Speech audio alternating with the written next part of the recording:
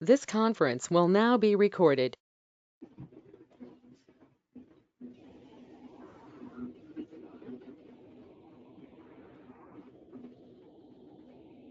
So in the last session, we have discussed about the triggers, and we have discussed what exactly the triggers, what is the use, what we can do with the help of triggers, and what scenarios we can do with these triggers, and what are the various drawbacks and the out-of-the-box features which has been given by Salesforce, like invalidations, in formulas, in roll-up summary, sharing rules, workflow rules, in everywhere, we have identified some limitations. To overcome those limitations, we have started using triggers. And how to prepare the trigger, what will be the syntax of the trigger also we have discussed yesterday. And then we have discussed about the trigger execution lifecycle also. And so that already we have discussed, when coming to the trigger, trigger is nothing but a custom Apex code. That means it is nothing but a custom Apex code which will be executing automatically based on some specific events. So based on some events, that means whenever we are performing any operation inside your object, like upon insertion, upon updation, upon deletion, upon undeletion, these are nothing but some events. So based on some events, my trigger will fire. Triggers are always firing based on events, not based on time. There is no such feature, there is no such possibility in Salesforce to fire the trigger on a specific time period. Trigger should be always firing based on some events. Now, when coming to the trigger, we can able to make the trigger to be get fired on multiple events also. That means a trigger can be fired on multiple events as well. So then on what events the trigger has to be get fired? We have to indicate that.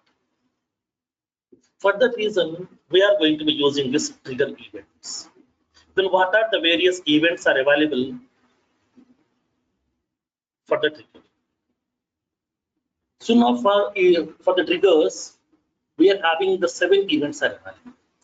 Like before insert, before update, before delete, after insert, after update, after delete, and after update. These are the 7 events are there on which the trigger can able to fire. So not only one event, multiple events also we can specify. Upon preparing the trigger, we can specify the multiple events also by separating a comma. By separating a comma, we can specify the multiple events also on which the trigger should be get fired. Now, so now in this case, these are the 7 events are available on which we can able to fire our triggers. Now, first we'll see each and every event one by one. First one, before insert. So what do you mean by before insert event? That means what? Whenever if you want to fire the trigger before inserting the record inside the object. Whenever if you want to fire the trigger before inserting the record inside the object, then we have to create the trigger with the event before insert. That means what? This event will fire the trigger. Okay, this event will fire the trigger whenever you are trying to be inserting the record. Upon inserting the record means what? Before insertion or after insertion? Before insertion. That means before inserting a new record inside the object, your trigger will fire. So if you want to fire the triggers before inserting the record inside the object, then we should use an event that is called as a before insert. That means before insert event will fire the trigger, okay, before inserting a new record inside the object. Because every trigger will be associated with an object. Every trigger should be associated with an object, and a single object we can have multiple triggers also. Yesterday we have discussed about that concept as well. Now, so in this case, whenever if you want to fire the trigger before inserting the record inside the object, then we have to prepare the trigger by using that event before insert. Now, this event will fire the trigger before inserting a new record. Before inserting a new record inside the object. This event will fire the trigger before inserting a new record inside the object. That means whenever I'm trying to be inserting the record inside the object, and before insertion, if you want to do any operations, then that operations code we can write inside the business logic. That business logic we can fire with the help of triggers. Now, so now here in this case, how can we prepare the trigger which should be get fired on before insert? Then how can we prepare? Now, in this case, so now whenever if you want to do any operations before inserting the record, then we can able to prepare the trigger with that event before insert. That possibility is here. So now tell me at what kind of situations we can go with this before inserting. At what kind of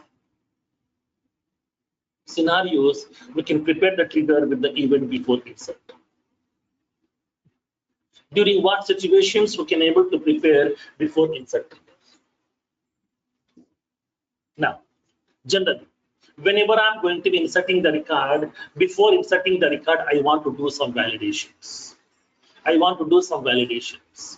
I want to do some duplication eliminations. That means before inserting the record itself, we are verifying that with this name already a duplicate record is in this tab. Not after insert. Before inserting the record itself, we are verifying all these things. Now, if you want to verify, inside your profile level, do we have any permission to create the record? Suppose if you want to create the record, then compulsorily we should have the create permission inside your profile level. So to check that profile level permissions, okay, to check the profile level permissions over here, to check the field level permissions before inserting the record, okay, before passing the value to a particular field, okay, if you want to verify whether you are having access on that field or not, at that time we are going to be using this before insert event.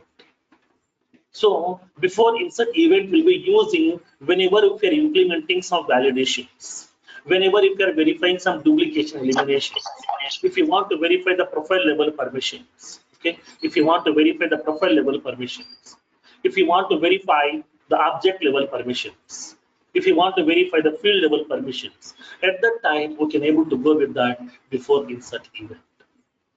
So we are going to be creating the trigger, okay, with the before insert event, which is used to validate the data. Also, that means by using that custom validations, and then we can able to validate the data by using the duplication elimination mechanisms, and we can verify the object level permissions. If you are having the permission inside that profile level, okay, inside that object, then only we can able to create the record, or else we can't create the record inside that object. So to check that profile level permissions, we are using this kind of, okay, before insert event. Now, by using this event, we can implement the custom validations,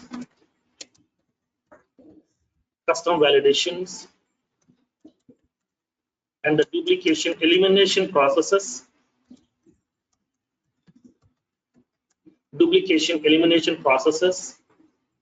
and we can check the object level permission.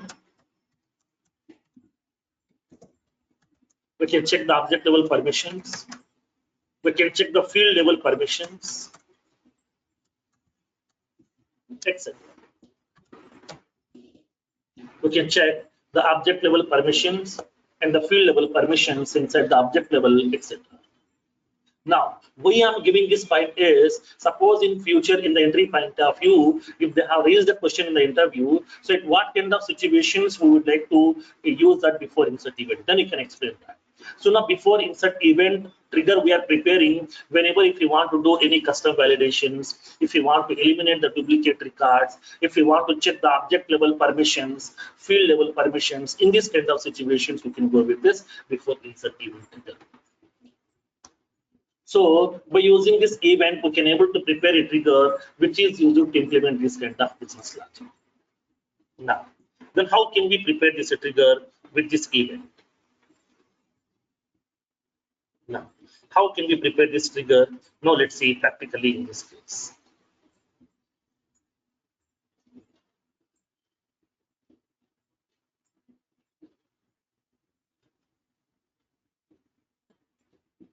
Now let's see what will be the syntax. Now let me explain.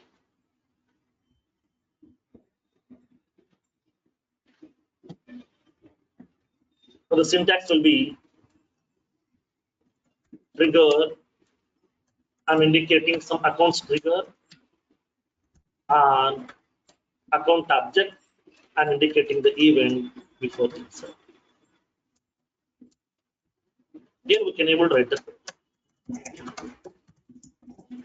the validation score. Like that, whatever the business logic that you want to implement, that whole business logic we can able to write inside this trigger itself. So that upon preparing the trigger, we have to specify when the trigger has to be get fired. So now my trigger has to be get fired and before inserting a record. In which object? In this account object. So in this account object, whenever I'm trying to be inserting the record, we can insert the record in any way. We can insert the record by using the user interface also, through programming also, through data loader also, through import wizard also, through integrations also. It may be any way we can use that. If the record is inserting, before insertion, my trigger will fire automatically. Nobody can escape from the trigger. Even though you may be creating the record with any manner, ultimately it has to go to the object. In front of the object, trigger will be sitting over there.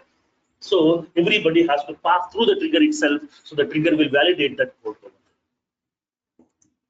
Now, so in this case, whenever if you want to prepare the trigger to be get fired and before insert, then we have to specify the before insert event. So now during this kind of events, we can able to perform this kind of operation. Whenever if you want to implement this kind of custom validations or duplication elimination process, this is also called as deduplication process. Or whenever if you want to verify the object level permissions, field level permissions, then at that time we can use the help of the before insert event. Next, the second event. The second event is before update. Second event is before update. Now, so what is this before update event here? Now, in this event, whenever if you want to fire the trigger before updating a record, okay, before updating a record, if you want to, okay, before updating the record, if you want to fire any business logic, if you want to perform any operations, then at that time we can able to go with that before update event. That means before updating the record, okay, inside your object, if you want to do any operation, then we can use the help of before update event. That means we can find the trigger on before update event over there. Then, how can we use this before update event over there? At what kind of situations we can go with this before update event? Now, let me explain over here.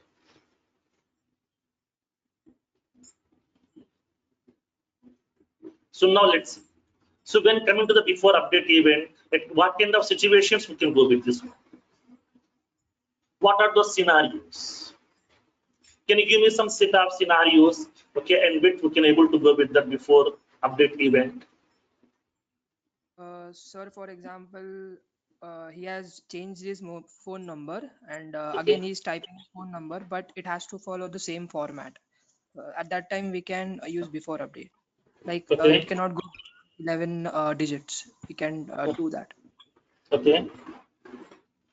Can we implement any validations? Yes. Yes, right. Because your validation should be always done on before insert and before update. So in both the cases, we have to do the validation. Validations also we can implement. Duplication, elimination also we can implement that. Then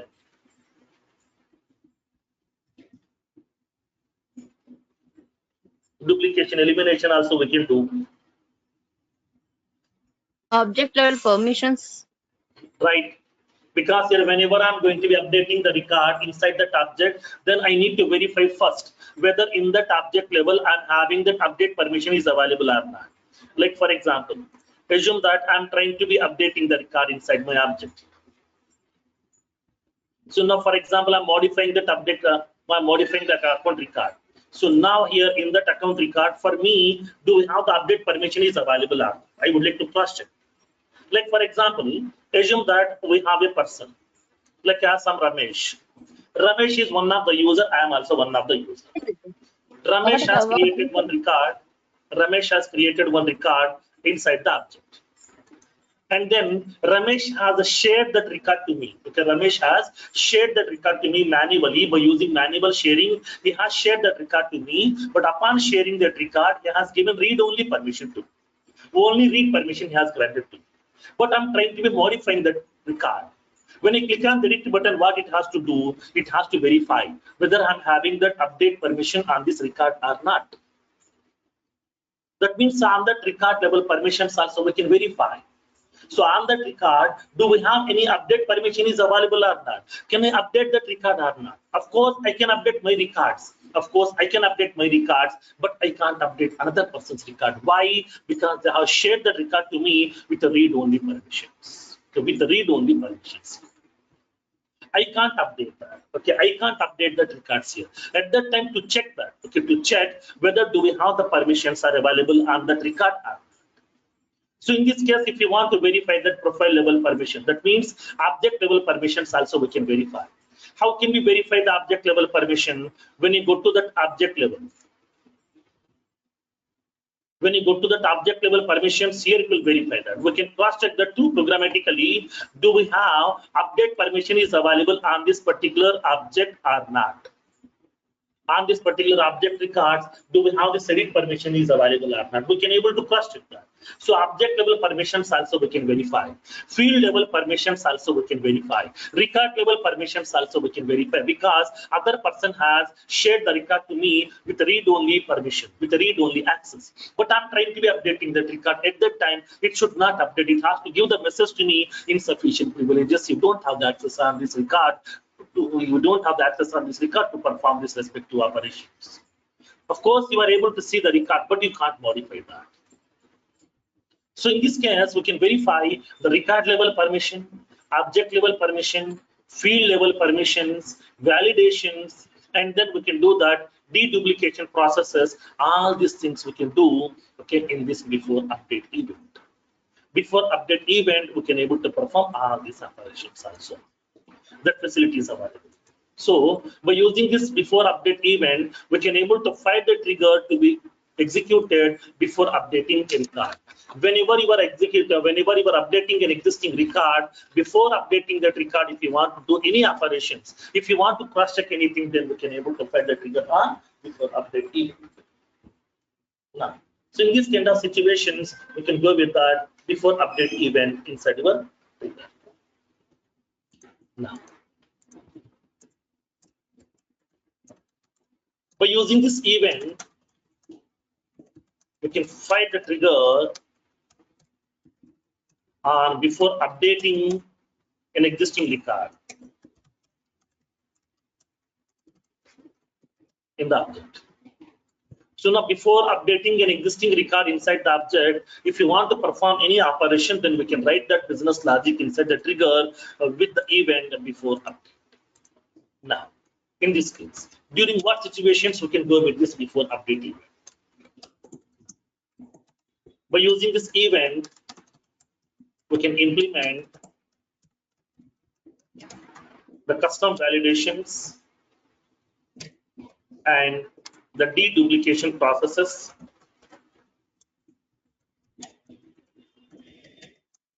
and we can check the record level permission. We can check the object level permissions, and we can check the field level permissions, etc. In these kind of situations, we can able to go with that before updating. Now, then how can we prepare the trigger to be get fired on before update? So in this case, for example, the same scenario, we can able to implement that. Here also, we can able to prepare the trigger before update.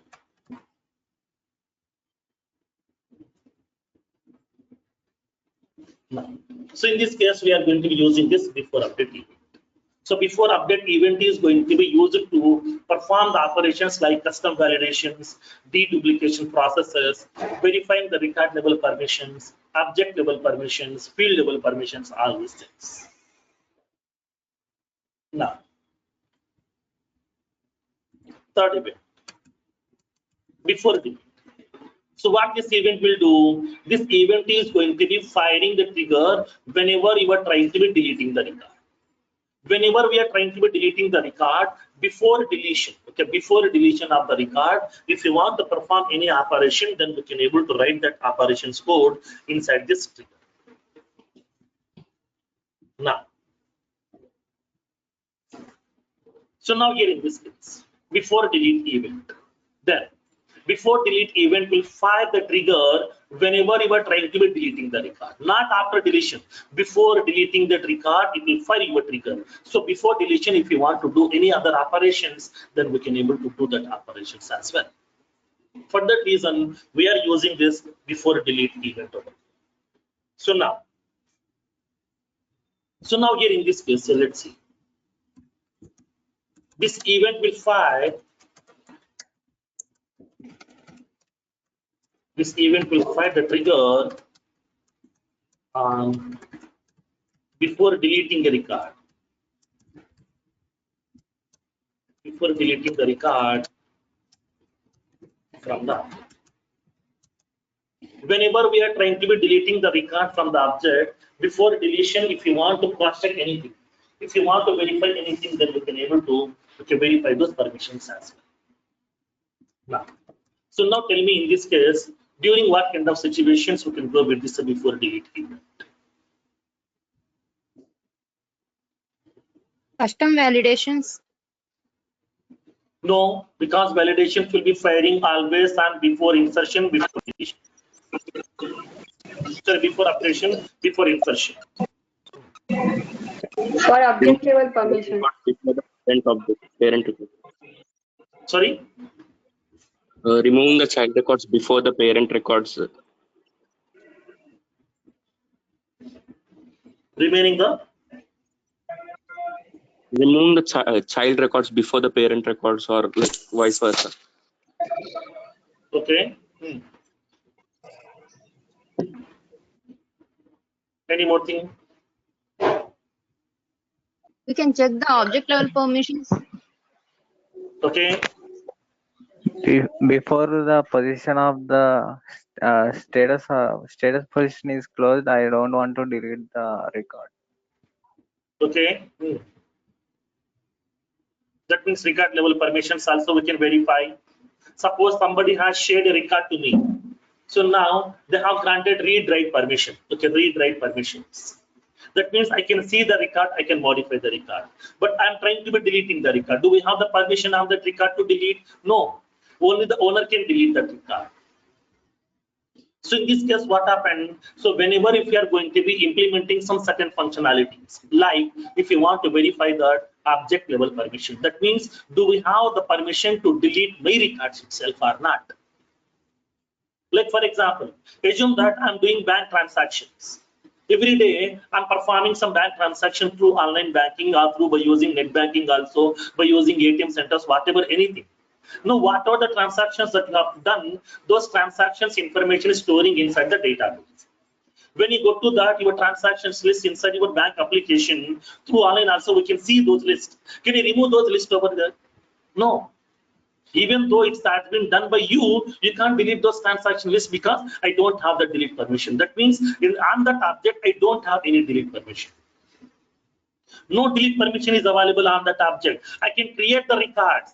Okay, I can create the records. I can view the records, but I can't delete the records. Even though myself is the owner of the record, I don't have the rights. Because when you go to the bank transactions will be done by whom? Myself. Only myself I'm doing the transaction with my account. I'm depositing the money, withdrawing the money, everything. I'm transferring the money to somebody else. But I can't delete those transactions history. There's no such possibility. Even though I'm the owner of the transaction, I can't delete it. Like the similar way, if somebody has shared some record to me, okay, if somebody has shared the record to me, then I can see the record, I can modify the record, but I can't delete that record. That means record level permission also we can verify. Whether I'm having that permission to delete that record on that object, on that record or not, we can verify that. We can verify the permissions also. So to verify the object level permissions and to verify the record level permissions, we can go with this before delete. Next, along with that, let me explain one more small scenario.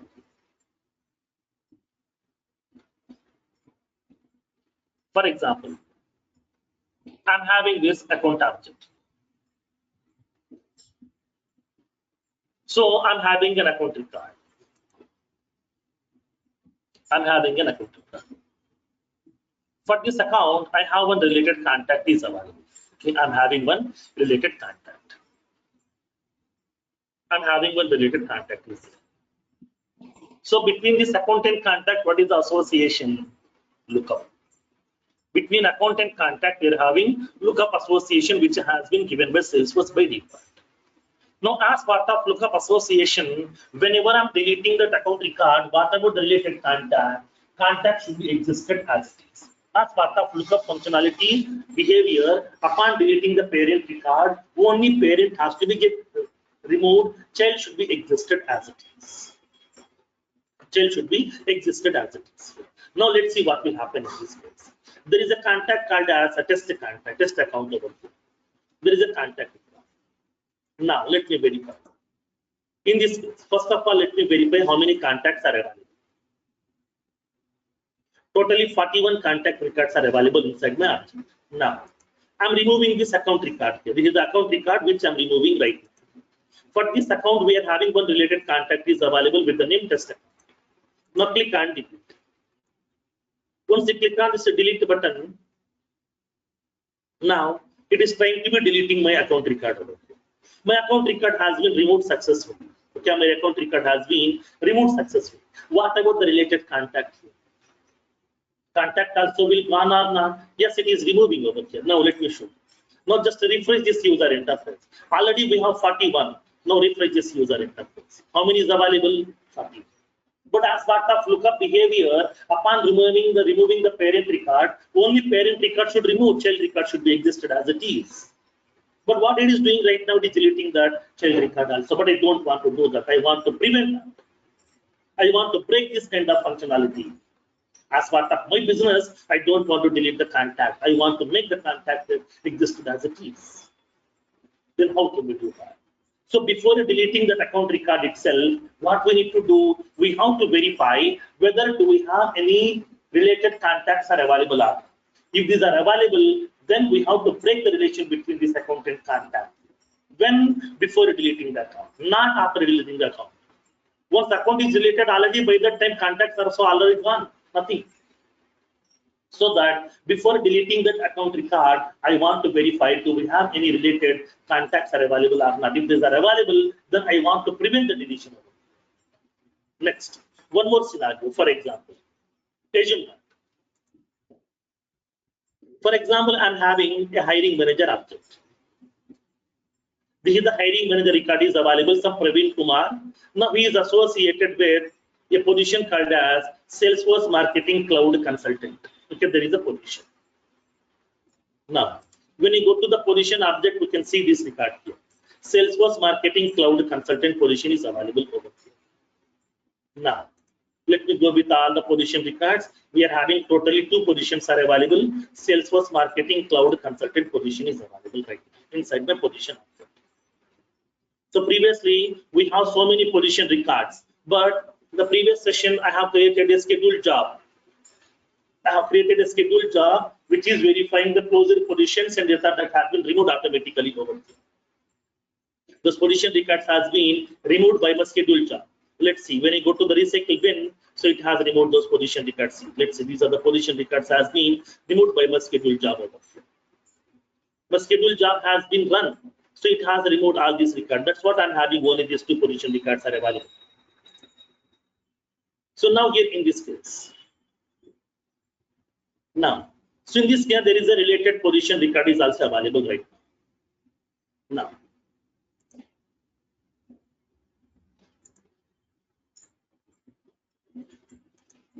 Now let's see. Now I'm trying to be removing this hiring manager record. That means Praveen Kumar. Praveen Kumar is the HR person who is taking care of that responsibility of the position. When I click on the delete button, what will happen? Only that Praveen Kumar record will be getting deleted. Praveen Kumar record has been deleted. When you go to the positions, refresh this user interface. I'm having a position record as it is. Because it's a lookup functionality, so that here hiring manager field value has been cleared out. But now my requirement is in lookup also, upon removing the parent record, I want to remove the child record as well. I want to remove child record also. That is my requirement. Then what can you do? How can we implement that? At that time, we are using the help of this before delete event. We have to create a trigger which should be firing on before delete event. Okay, which should be firing on before delete event. So before deleting that record, before deleting that record, parent record, before deleting the HR record, I want to make a query to that position object. Do we have any related position records available inside the position object tab? If there is a related position records are available, then I want to prevent the deletion of those position records. So I want to delete those position records also, depends upon my requirement.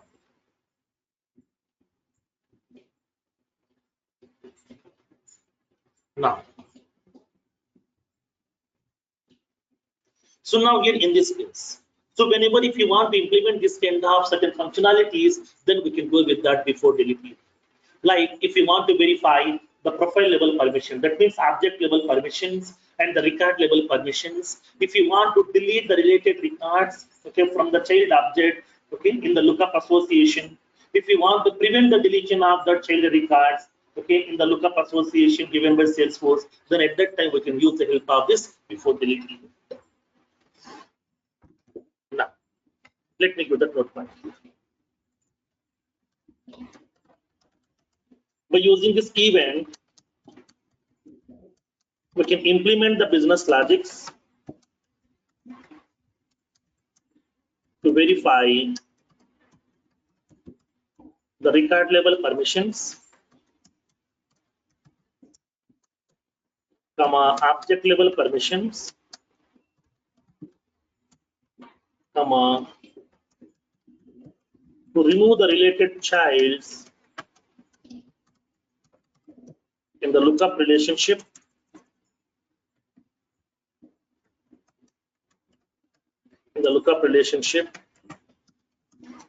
and to prevent the deletion of childs in standard functionalities, etc. Because by default, Salesforce has given that additional functionality between account and contact. That already have given that note point also. When you go to your admin concept, during the admin concept inside the relationships concept, already have given this information also. Already have given that note point also to you. Between the account and the contact, we have some standard relationship. Now, standard relationship. Between account and contact, we are having the lookup association where account is the parent, contact is the child. But even though we are having that, there is an additional functionality. Salesforce provides an additional behavior between account and contact that upon removing the account record, all the associated child records will get removed automatically.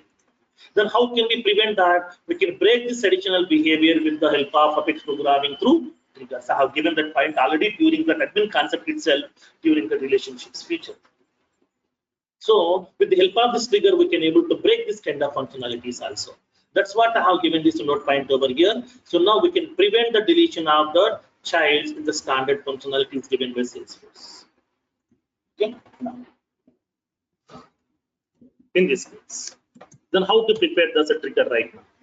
I'm preparing the trigger, okay, on the account object. So before delete event, okay? Before delete event, we can able to find the trigger also. This is how we are going to be preparing the triggers, and then we can able to specify the event as well. Next, after insert. The next event is after insert. Then what do you mean by this after insert event? Now, so what kind of situations we can use this event? What this event will do basically, Basically, this event is going to be firing the trigger on after inserting the record inside the object. So whenever you are inserting the record inside that object, once the record has been inserted successfully, okay, once the record has been inserted successfully, then it is firing your trigger automatically. So that if you want to perform any operation after inserting the record, then we can go with this event. So whenever if you want to do any operation after inserting the records, like for example, after inserting the record, I want to send one email notification. So after inserting the record, I want to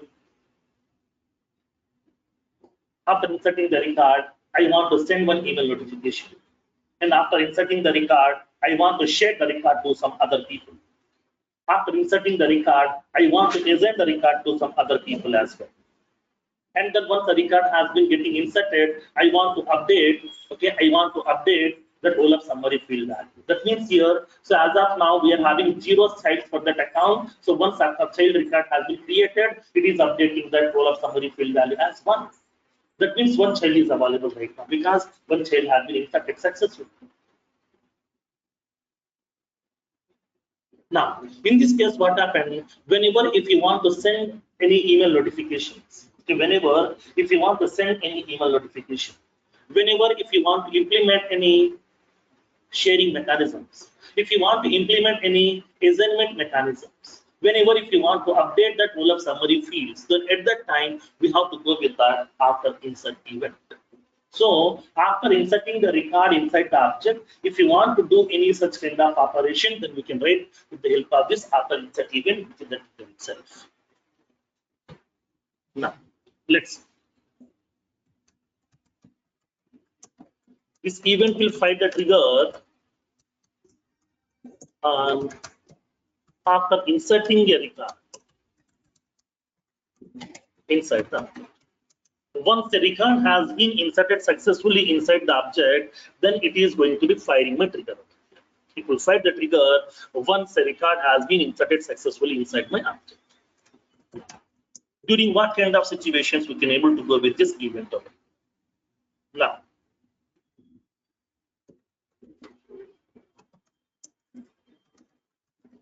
this event will be used to implement the email alerts,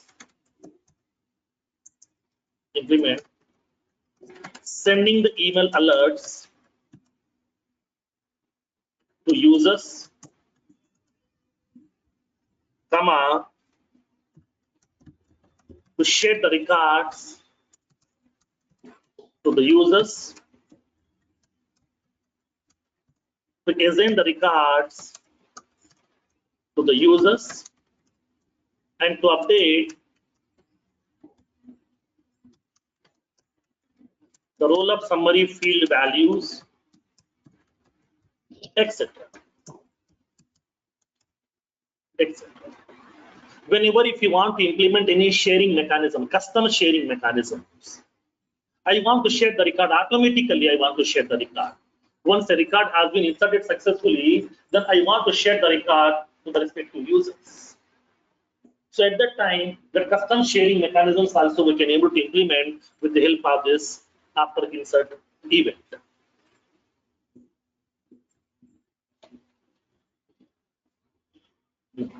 So now if you want to assign the record to the respective people, that means the custom assignment rules. And if you want to implement the roll-up summary functionalities, at that time we can go with that after insert. Now, in this case, how to prepare this trigger right now? I'm preparing the trigger we can specify after insert event. So we can prepare the trigger, we can able to write that business logic here.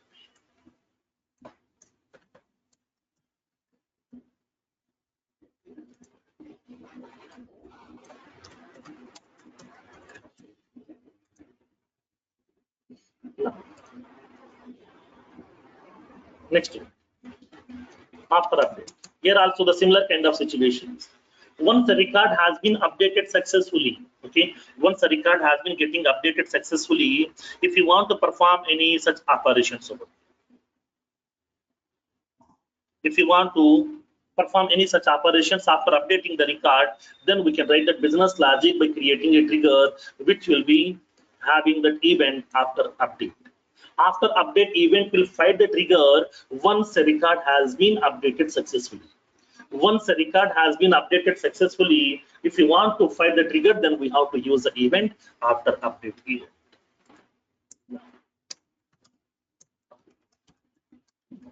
This event will fire the trigger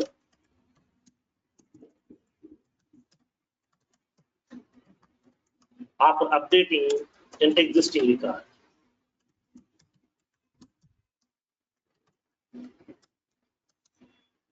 This event will fire the trigger after updating an existing record inside the object. Now, so now tell me during what kind of situations we can use this after updating. After updating that record, I want to send one email notification. At that time, we can implement that. That means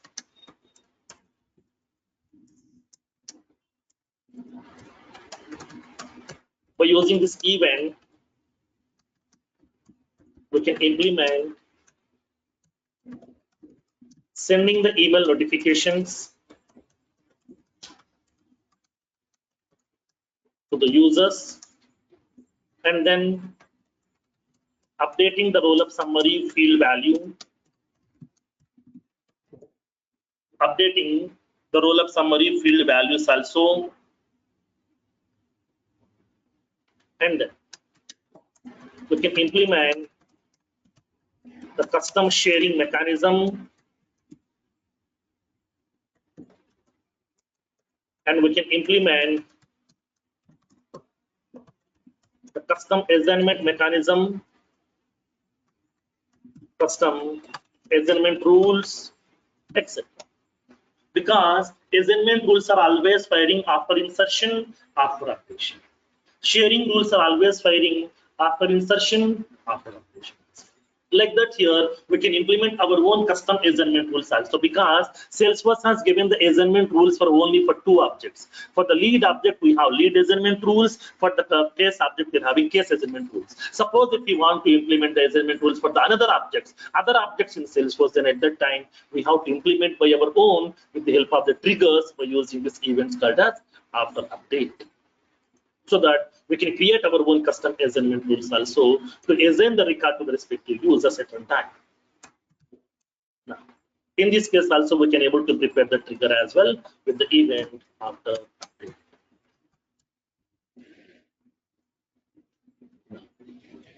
After delete.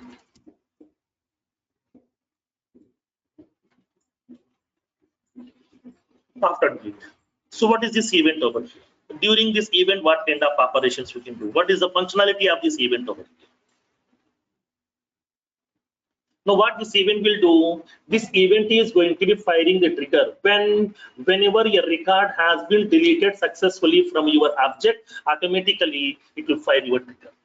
Okay, once the record has been deleted successfully from your object, then it is going to be firing this trigger. So, in order to invoke the trigger after deleting the record successfully inside the object, then we can able to go with that after delete event. Now, this event will fire the trigger after deleting an existing record in the object. Once the record has been deleted successfully inside the object, then if we want to perform some operation, then we can write inside the trigger with the event after delete. Now tell me what kind of operations we can be able to do. On roll-up summary field. Right. So we can go with the roll-up summary field. That means, for example, I'm having a parent record. So now for this parent record, I'm having some childs, like as child 1 and then child 2 and the child 3. 3 childs are available. So here I'm having the roll-up summary field. What is the roll-up summary value? Now the value is 3 because we are having the 3 childs are available over here. So this account we can able to show in the parent record. Inside the roll-up summary field, there is a value is 3. Suppose I'm removing the child record 2. Second child I have removed. Now here in this case, how many childs are there?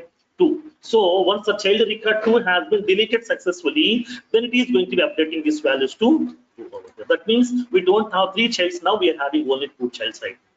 So in this case, what happened? If you want to update this kind of roll-up summary field values, then we can go with that after delete. After deleting a record, if you want to update the roll-up summary field in the parent record, then we can go with this after delete. Now, Then Firoz, what about these bucket fields? Suppose if we delete any record, even the bucket field value also will get updated, no? bucket field value.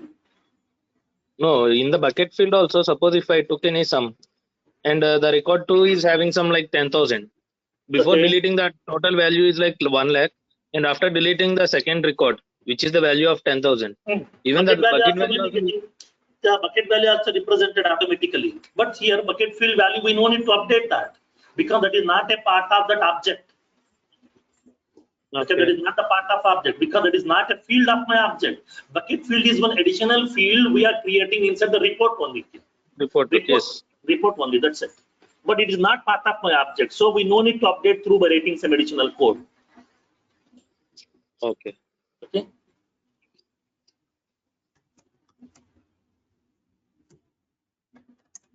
By using this event, we can update the roll-up summary field values.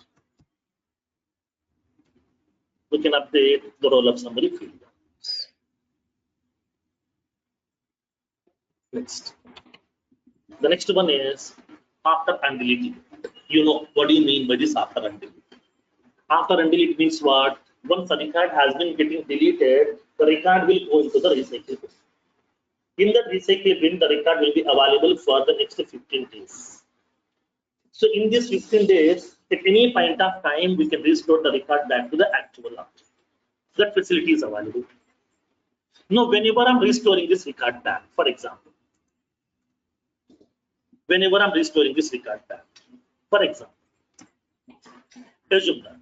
In this case, what will happen? Now, let me explain. For example, I'm having a parent record 1. So it is having some child records. Child record 1, child record 2, child record 3. Child record, 3 childs are there. Here I'm having the roll-up field values available. Roll-up field value is because I'm having 3 childs are there. Now, I have deleted a child record 2. I've deleted the child record 2. So roll-up value has been changed to 2. So now whatever the record I have deleted, the record is not removing permanently, that is there inside the recycle bin. Inside my recycle bin, the record is there. That is nothing but record 2 is there. Now what I did, okay, after 1 day, I have restored this record back to the actual object. I have moved this back to that actual object.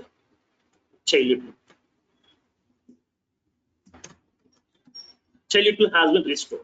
Whenever I'm restoring this child record, what will happen? Again, roll-up summary field will be getting updated. Because this record belongs to this particular parent over here. So in this case, whenever I'm restoring this child record back, automatically roll-up summary field will be getting updated. And then on this particular object, if there is any sharing rules are available, sharing rules also will be getting filed. That means record will be getting shared if the conditions are matched. If there is any assignment rules are available, those assignment rules also will be getting shared, filed automatically. If there is any email notifications are there, those are also will be getting filed automatically over here.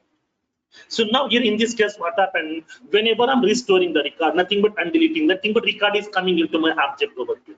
So once a record, after undeleting, once a record has been added to that particular child, automatically roll-up summary field value will be getting updated. Sharing values will nothing but sharing rules will be getting filed. Assignment rules also will be getting filed. Email notifications also will be getting sent again. That possibility is available, so that here whenever I'm going to be restoring the records back to the actual object, all the operations will be getting executed like as after insert. After insert, whatever the operations are there, the similar kind of operations will be getting filed, because we are going to be restoring that record back to the actual object again. The new record is coming into my object again now. So in this case here, at that time we can go with that after undelete event. This event will fire the trigger once the deleted record has been restored back to the actual object.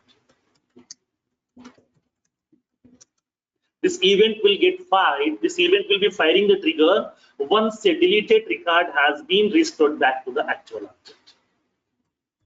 Now, in this case, what we can do? So by using this event,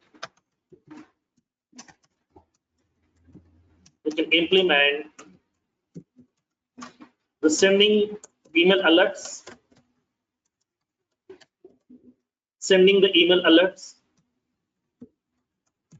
updating roll-up summary field values, now firing sharing rules, and the firing assignment rules,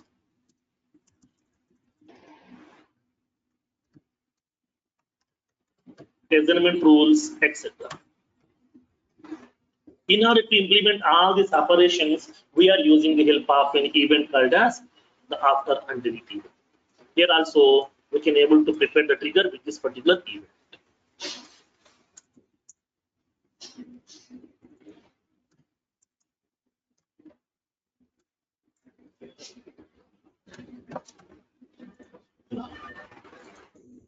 We can prepare the trigger like this.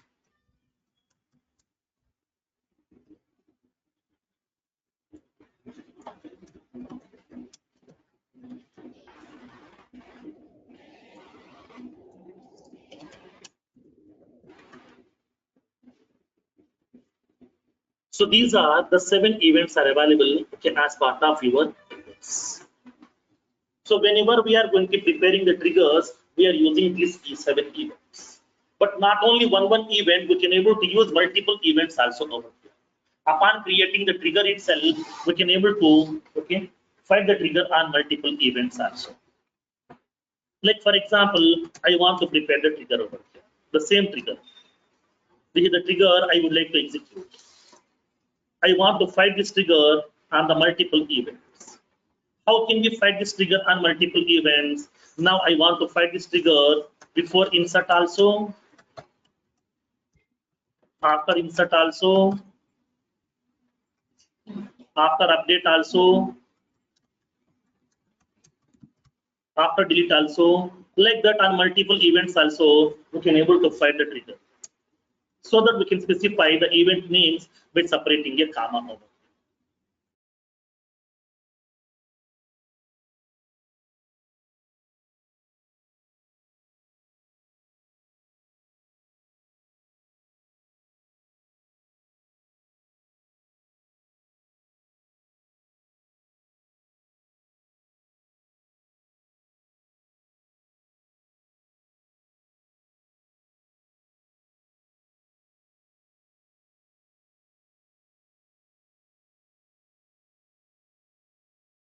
Now, in this case, whenever we are preparing the trigger, we can able to specify the multiple events also to be get used to find it. So my trigger will be getting fired on before inserting the record, after inserting the record, after updating the record, after deleting the record inside my account. Yeah, tell me. Can you please explain where we can implement undelete once? Now, so now whenever I'm restoring the record back to the actual object, for example, 2 days before I have deleted one record. By mistake it happened. I should not delete that record, but by mistake it happened. My record has been deleted. So today, my manager has identified that one of the important record is missing.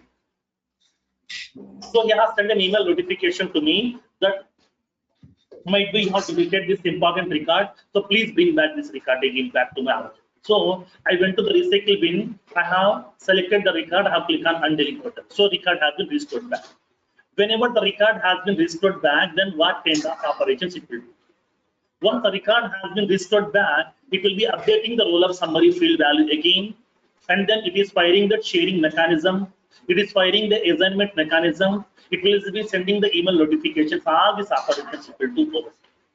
So at that time, if you want to implement this kind of custom sharing mechanisms or assignment rules or sending the notifications, if you want to update the roll-up summary field through by using your code, at that time we can go with that after continuity. Okay. Thank you. Now. So now here in this case, whenever we are going to be creating the trigger, we can specify the trigger and then we can specify the events and which events my trigger should be getting fine. We can indicate. Now. So now here in this case, we can raise a question. Sir, where all this triggers information will be getting resides? In which object this triggers information will get resides? All the triggers information will be getting stored inside an object called as Apex trigger object. Apex trigger is a standard object in Salesforce. The Apex trigger is a standard object in Salesforce in which all the triggers information will be getting resides.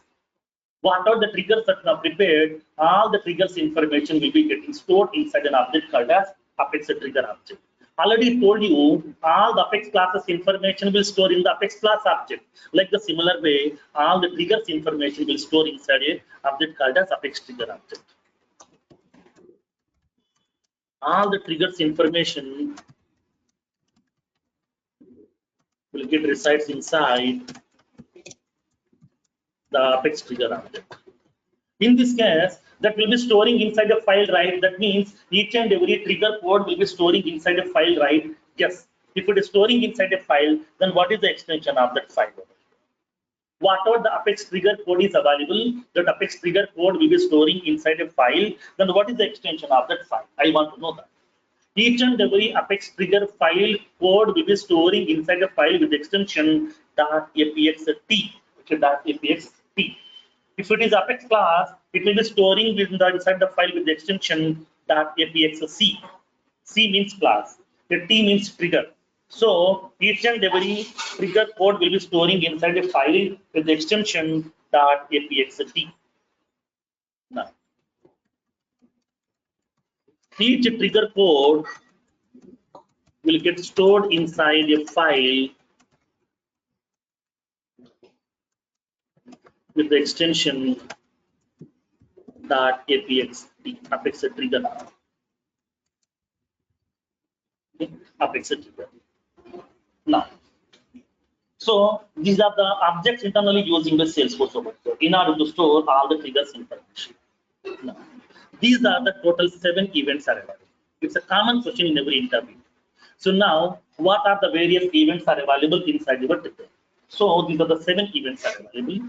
Then they will raise a question. So now I would like to implement some so-and-so scenario. Then which event is the suitable one? Then you should be able to identify. Sometimes they will raise a question. So I would like to create the trigger here. Like as with the event, then before update. Then in what kind of situations we can use this before update? At that time, you should be able to answer that. They will ask you to write the syntax of trigger, and along with that, let me give you one small important question. So now in every interview, whenever you are attending the interview, they will give you a small paper and pen. They will give you a small scenario. They will ask you to write the trigger code. It's a mandatory thing. It's a mandatory thing. So that here syntaxes and practical will be very, very important as part of trigger. Definitely they will ask you to write the trigger code by giving the paper and pen to you. They will give you a small requirement. Now, so because they would like to check your ability, the thing about your logical skills they would like to check. That means how fastly you are able to understand the requirement. How fastly you are able to analyze the requirements here. How fastly you are able to implement the code. But upon writing that code, don't give the trigger name like as ABC, XYZ like that, because they will observe in the trigger code itself, they will observe your coding standards also. Based on the coding standards, they will understand whether you are a genuine person or a fake person. Okay, so that here, because here generally we will thought of that simply they ask me to write the trigger code so we can give any name, but give a proper meaningful name. Based on the name, they won't verify whether the logic is correct or not, because those people also might be not aware of that logic may be exact perfect or not. They will check the syntaxes, they will check your coding standards. That is most important. Mainly they will observe that coding standard, because they will give maximum some 3 to 5 minutes of time to write the trigger code. But in this case, in that 5 minutes of time, we may not be able to write the trigger code, but at least we can explain the approach. These what the steps I am going to do to implement this functionality. That means they need the solution first. not the coding. Coding we can implement anyhow. Okay, or else you can copy the code from Google also, no problem. If the Google has been stopped, then all the projects will be getting stopped. Nobody will implement that functionality on time. Everybody knows that. But here we need the solution first. How to implement that? Okay, what is the solution? Approach is very, very important. They will check that mainly. And Feroz, yes, I have a doubt. So now there is a due on customer's loan amount. okay. So the due date is came and the customer paid the due amount. Now the status changes from due to paid. Okay. So will this scenario falls under after update? Yes, after update. That means once your customer's status has been updated. Because, for example, whenever you are making the payment, okay, whenever you are making the payment over here, now you're done with the payment. Once the payment has been done, then the payment confirmation information will be passing to some other team. Those people are going to be activating your accounts again over. Okay, those people are going to be activating your account. We have to give the confirmation, boss, I am done with the payment, so please activate my account. Then those people will activate that. Then you will get the confirmation message, your account has been activated successfully. Okay. So that is nothing but after update. Once that status value has been changed, then only your account will be in active status again. Okay. Feroz, Thank you. Feroz, Yes, there is.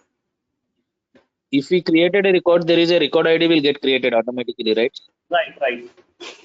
And if we delete that record, will that record ID will be assigning with the same record, or will it get allocated to some other record? No, because here record ID will be unique. That already told in the starting classes itself. Once the record ID has been generated by Salesforce, that same record ID will not be allocating to any other record. That ID will not be repeating the Salesforce in the entire lifetime again. No, if it is a hard delete also, so if that time also that record ID will be assigning to the same record, or No. Even if it is a hard delete, if you are hard deleting means what record has been removed permanently, that ID will not be allocating to anything over. okay. And only when you restore the same record, it will come back with the same record ID, right? Right, correct. If you are restoring that record, then only the record will come back with the same ID. That's it. Okay. Excuse me, Feroz. Yes. I have a question regarding batch programming. But Yesterday can you give the question after the session? Okay. Because the people will get confused again here. Because we need to go back to the batch programming again. Okay. Now, the next one, the trigger context variables. The second one, next feature is trigger context variable. Then what exactly the trigger context variables? What is it? Now let me explain further. For example, let me explain a small requirement. Assume that I have an object. I have an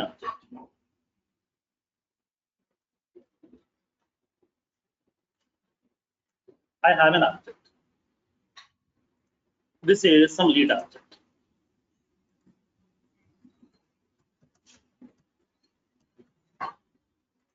Now, I'm having another object also.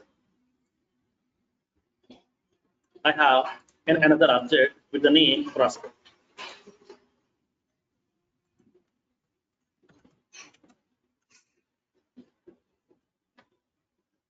So this is my custom object. These two are having some link. There is an association. There is an association from prospect to lead, where lead is the parent object, prospect is the child object.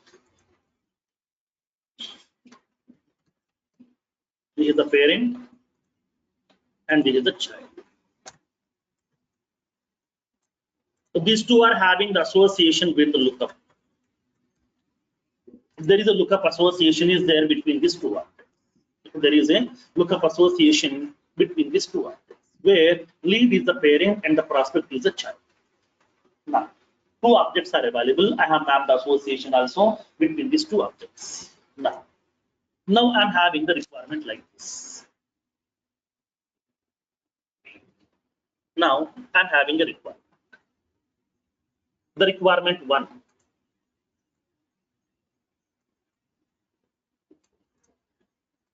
I'm having the requirements.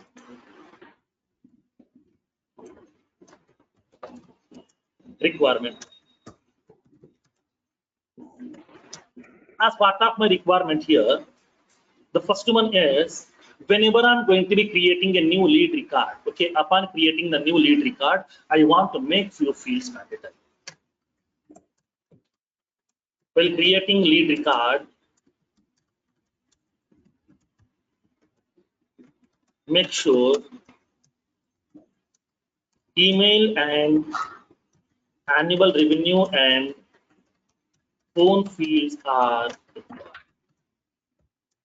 This is my first requirement. So this is my first requirement that I want to make sure email field, annual revenue field, and the phone field, these three should be, I would like to make it required. Next. Now the second requirement. Requirement 2. The second requirement is once the lead record has been created successfully. Okay, once the lead record has been created successfully, then I want to copy that lead record information into my prospect object. That means with the same details, I want to create a prospect record. So with the same details, I want to create a prospect record. Once the lead record has been inserted, then copy the lead record into prospect. Copy the lead record into the prospect. This is the second requirement. Requirement 3. Requirement 3.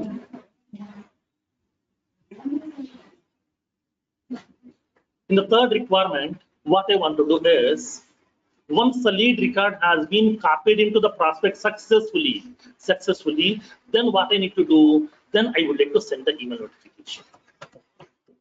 Once the lead record has been copied, then send the email alert to lead person. That means once the lead record has been copied successfully to that prospect object, then send the email notification to the lead person based on his email. This is my requirement. Now, so now tell me how to implement this requirement, how to write that code. Forget about the coding part. Just tell me that syntax of the trigger, which we can able to implement, and what objects we need to create this particular trigger, what will be the events on which we need to fire this trigger.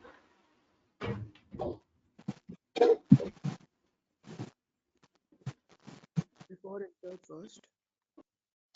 Now, so in this case, we need to create the trigger first. Now, on what object we need to create the trigger? Prospect. Lead object or prospect object, or on both? Prospect.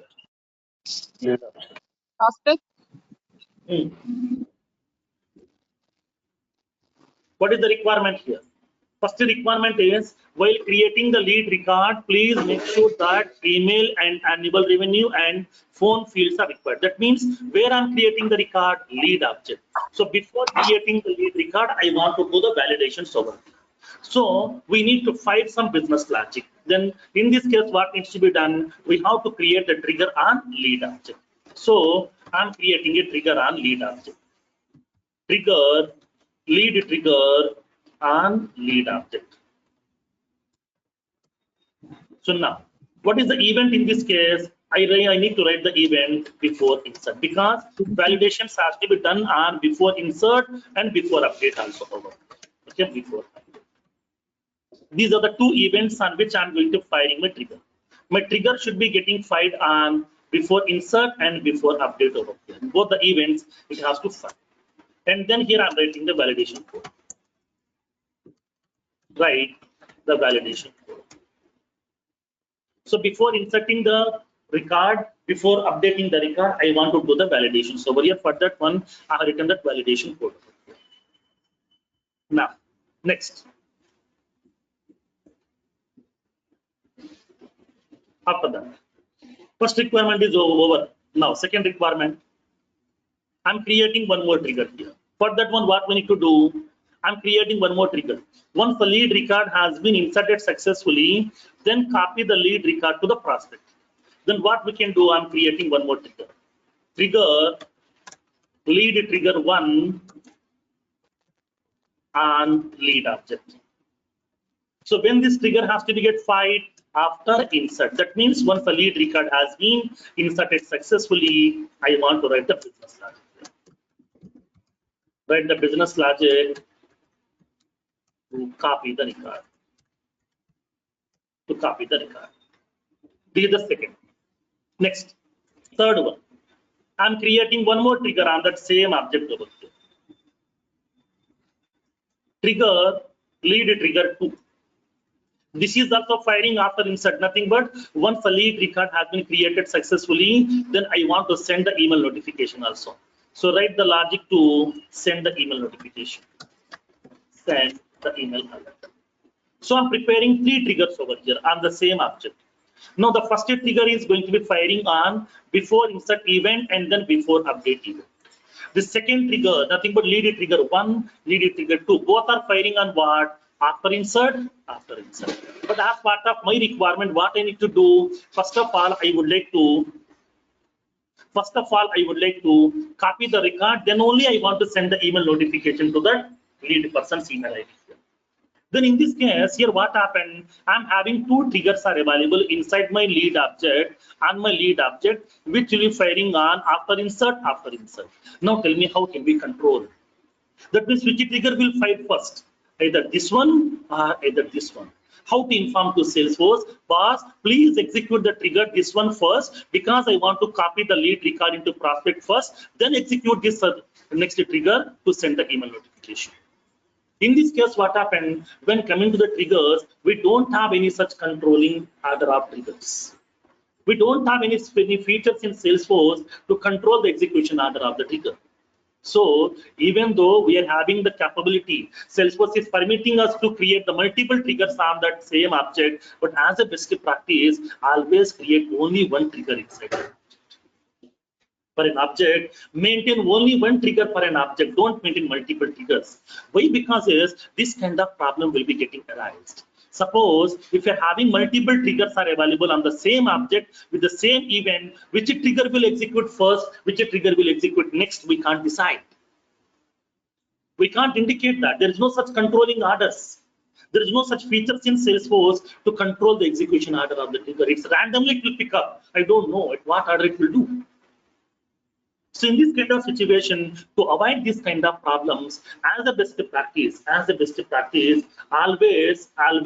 Salesforce is recommending you don't create the multiple triggers on the single object. Create only one trigger for an object as a best practice. In that single trigger itself, write that entire business logic. So that means what? I don't want to create this trigger. I don't want to create this trigger. So now this business logic also I want to write in the same trigger of first one. So in this case here, how can we implement? Now let me show.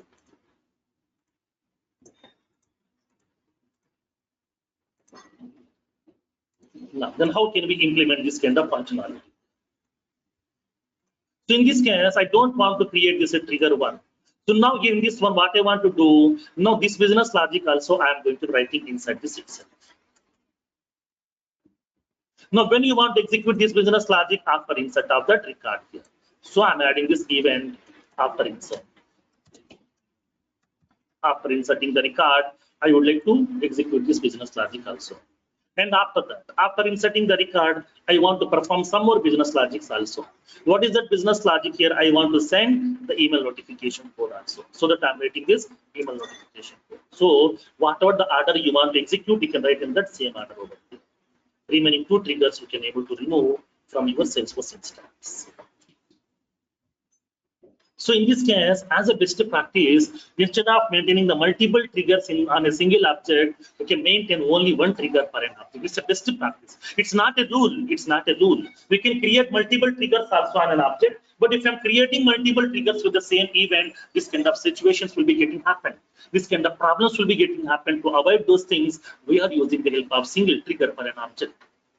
Now, so now here in this case, here I have written this code. My trigger will be getting firing on before insert and before update and after insert. But in this case, what happened? All these three events, a business logic code I have written inside a single trigger itself. Here itself I have written the whole business logic. Now, whenever I'm inserting the record inside my lead object, before inserting the lead record, my trigger will fire. It will execute the whole business logic code. But what is my requirement? I don't want to execute this whole business logic and before insert. In the before insert, I want to execute only the validation code. Now this remaining code I want to execute when? During after insert event. Once the record is inserted, then execute this copying the record and then send the email notification. These two business logics I want to execute after insert. Now, in this case, I want to execute this one after insert. This also I want to execute after insert. And this piece of code I want to execute before insert, and then I want to execute before update. Then how can we inform to the Salesforce, how to inform to the trigger, boss, please execute this piece of code on before insert and before update. And please execute this piece of code on after insert. How to inform to the trigger? So for that one, in order to segregate, now what the business logic we are writing inside the trigger, I would like to segregate that business logic based on this events. For that one, we are going to be using the help of a feature called as trigger context variables. Okay, trigger context variables. By using this trigger context variables, what we can do, we are going to be identifying the current status of the trigger. That means here, what exactly the trigger is doing right now. Trigger has been fired or not? If yes, why the trigger has been fired?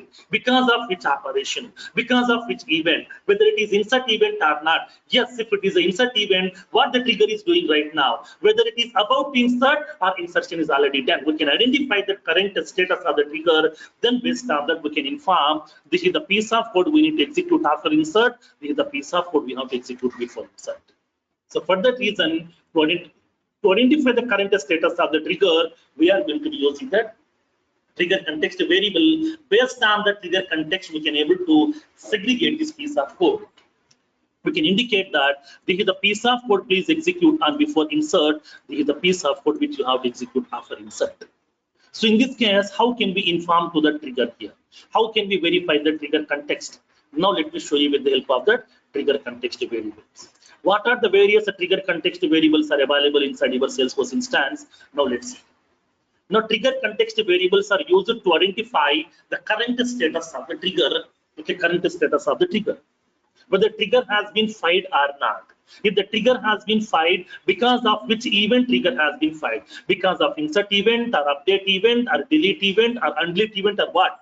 If it is the insert event, then what it is doing right now? It is about to insert or already insertion has been done. We need to identify that. For that reason, we are going to be using this trigger context variables. Now, let me give the note point here.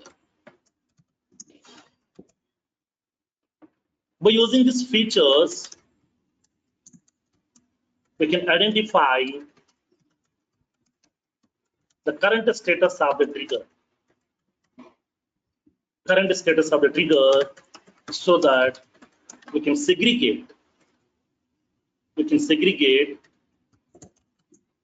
the code to be executed based on the event. Based on the event, we can able to segregate the code over here.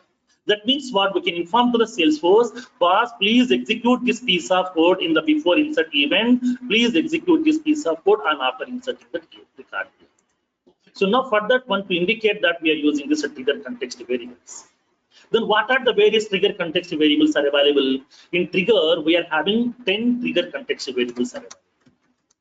We have 10 trigger context variables. What are those 10 trigger context variables? Now let me explain. The first one. Boolean trigger dot is insert. Next one. Boolean trigger dot is update. Boolean trigger dot is delete. Boolean trigger dot is undo. Boolean trigger dot is before. Boolean trigger dot is after. And then trigger dot hold. Trigger dot hold map. Trigger dot new. Trigger dot new map. These are the 10 trigger context variables are available inside of a trigger. In trigger, we are having the 10 trigger context variables are available, which are used to identify the current status of the trigger during the execution, and based on that we can indicate at which piece of code has to be executed on what event. Because multiple events code we are writing inside a single trigger.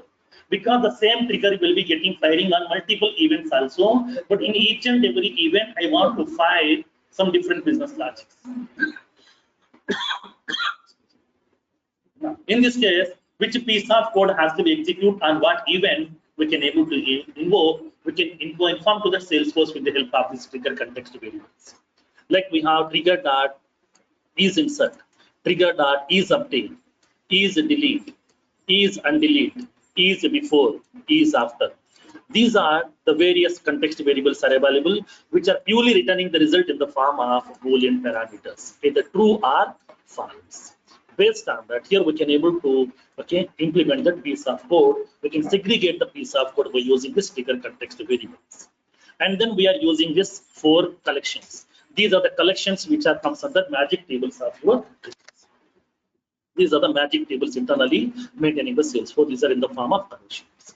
Then how to use this trigger context variables, and then how to write that piece of code, how to segregate that code, we'll see in the next session.